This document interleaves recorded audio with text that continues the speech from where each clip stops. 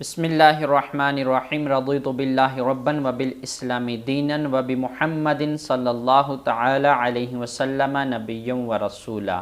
معزز و مکرم سامعین و ناظرین، السلام علیکم ورحمۃ اللہ وبرکاتہ۔ امید ہے آپ تمام خیر و عافیت سے ہوں گے۔ حضرات گرامی، جیسا کہ آپ جانتے ہیں کہ ہم روزے کے متعلق جو مسائل ضروری ہیں جن کا جاننا ہم اور آپ پر فرض ہے ان کو آپ تک پہنچا رہے ہیں۔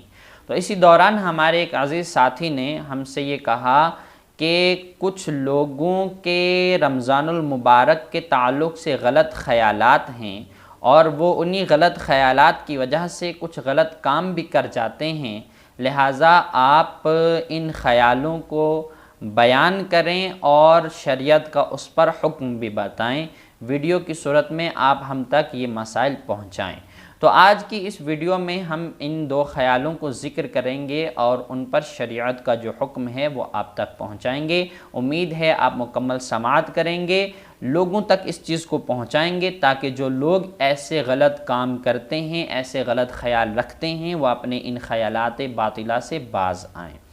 انہوں نے بتایا کہ کچھ لوگوں کا یہ خیال ہے کہ افطار کرانے سے 60 روزوں کا ثواب ملتا ہے، تو یہ خیال کر کے وہ روزہ نہیں رکھتے ہیں اور لوگوں کو افطار کرا دیتے ہیں، تو کیا ان کا یہ عمل صحیح ہے یا نہیں؟ تو جواباً عرض ہے کہ ان کا یہ عمل بالکل غلط ہے، ان کا یہ خیال جاہلانہ خیال ہے، نہ یہ خیال قرآن میں ہے نہ یہ خیال حدیث میں ہے، بلکہ یہ خیال محض باطل ہے، کیونکہ روزہ رکھنا یہ فرض ہے اور افطار کرانا یہ نفلی عمل ہے، مستحب عمل ہے۔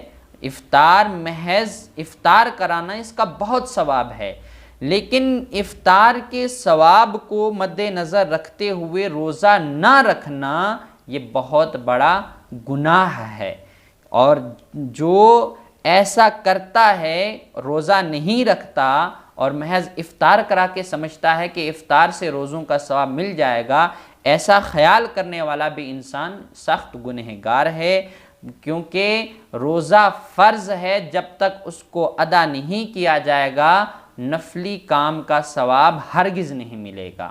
لہٰذا جو لوگ ایسا کرتے ہیں وہ اپنے اس کام سے باز آئیں، جب تک روزہ نہیں رکھیں گے تو ان سے یہ فرض ساقط ہرگز نہیں ہوگا۔ ایسے لوگوں کو چاہیے کہ اگر ماضی میں انہوں نے ایسا کیا ہو تو اپنے اس گناہ سے توبہ کریں، ان روزوں کی قضا رکھیں۔ اور دوسرا انہوں نے بتایا کہ کچھ لوگ عید کے دن روزہ رکھتے ہیں اور وہ خیال کرتے ہیں، وہ سمجھتے ہیں کہ یہ عید کے دن روزہ رکھنا بہت بڑا ثواب ہے۔